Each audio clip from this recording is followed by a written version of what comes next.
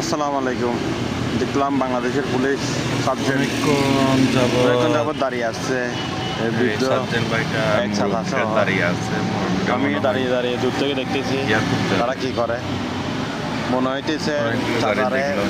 গাড়িতে তুলে দেওয়ার জন্য সার্জেন্ট সাহেব দাঁড়িয়ে বাট অপেক্ষা করতেছে কোনো গাড়ির কারণে। মুরব্বি নেওয়ার জন্য দেখা যাক কি হয়।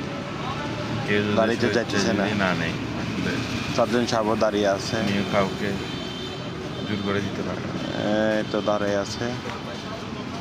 তারা দুজনে মনে হয় পতেঙ্গার দিকে যাবে বা চাচারা দাঁড় করাই দিচ্ছে, চাচারা গাড়িতে তুলে দিবে বা চাচা যাওয়ার কোনো তারা আছে পতেঙ্গার কারণে। কোনো গাড়ি নেই কিনা গাড়ি না যাওয়ার কারণে তো তারাও যেতে পারতেছে না।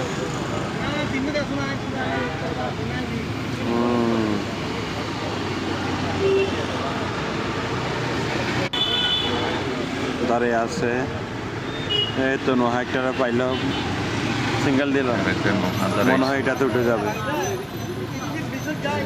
কথা বলতেছে ড্রাইভার, আমা উঠে গেল। এটা কি অবস্থা?